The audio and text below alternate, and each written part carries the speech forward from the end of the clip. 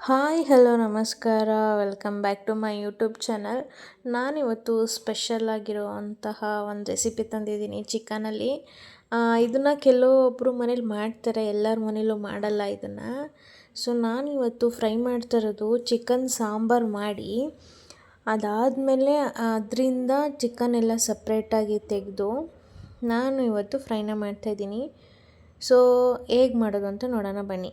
ಒಂದು ಪ್ಯಾನಿಗೆ ಸ್ವಲ್ಪ ಆಯಿಲ್ನ ಹಾಕೋತಾ ಇದ್ದೀನಿ. ಒಂದು ಈರುಳ್ಳಿನ ಸಣ್ಣದಾಗಿ ಹೆಚ್ಚಿಬಿಟ್ಟು ಹಾಕೋತಾ ಇದ್ದೀನಿ. ಒಂದು 2 ನಿಮಿಷ ಫ್ರೈ ಮಾಡ್ಕೊಳ್ಳೋಣ.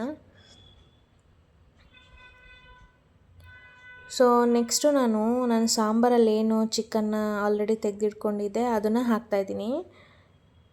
ಸೊ ಇದನ್ನು ಅಷ್ಟೇ ಒಂದು 2 ನಿಮಿಷ ಫ್ರೈ ಮಾಡ್ಕೊಳ್ಳೋಣ.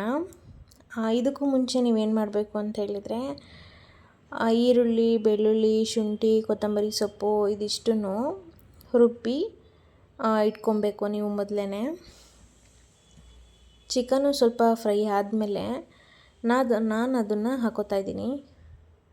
ಹಾಕ್ಕೊಂಡು ನೀಟಾಗಿ ಫ್ರೈ ಮಾಡ್ಕೊಳ್ಬೇಕು ಒಂದು 2ರಿಂದ 3 ನಿಮಿಷ. ಆ ಒಂದು ಸಾಂಬಾರು ಟೇಸ್ಟ್ ಬರಬಾರ್ದಲ್ವಾ, ಸೊ ಹಾಗೆ ಡ್ರೈ ಆಗೋವರೆಗೂ ಹುರ್ಕೊಳ್ಬೇಕು.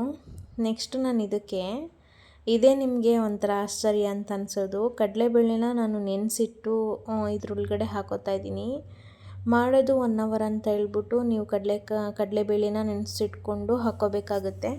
ಬೇಡ ಅಂದವರು ಇದನ್ನ ಸ್ಕಿಪ್ ಮಾಡ್ಕೋಬೋದು.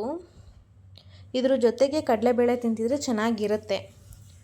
ಸೊ ನಾನು ಇದಕ್ಕೆ ಸ್ವಲ್ಪ ಸಾಲ್ಟ್ನ ಹಾಕೋತಾ ಇದ್ದೀನಿ.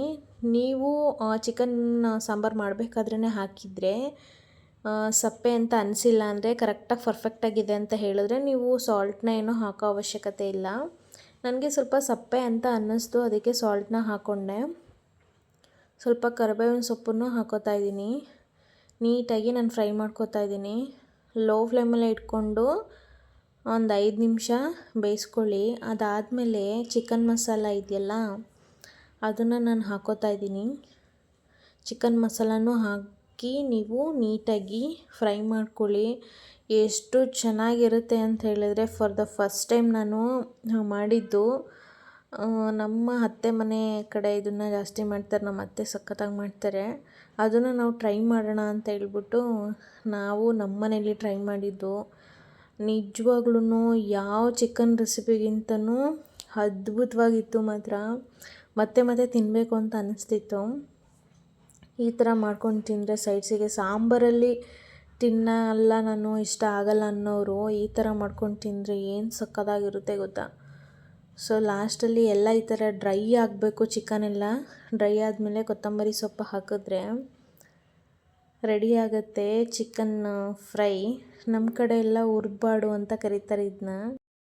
ನೀವು ಒಂದ್ಸಲ ಮನೇಲಿ ಟ್ರೈ ಮಾಡಿ, ಮತ್ತೆ ಮತ್ತೆ ಮಾಡ್ತೀರಾ. ಖಂಡಿತವಾಗ್ಲೂ ಇಷ್ಟಪಡ್ತೀರಾ. ಯಾರು ಸಾಂಬಾರಲ್ಲಿ ನಾನು ತಿನ್ನೋಕ್ಕಾಗಲ್ಲ ಅನ್ನೋರು ಈ ಥರ ಮಾಡ್ಕೊಂಡು ತಿಂದರೆ ಖಂಡಿತವಾಗ್ಲೂ ಇಷ್ಟಪಡ್ತೀರಾ.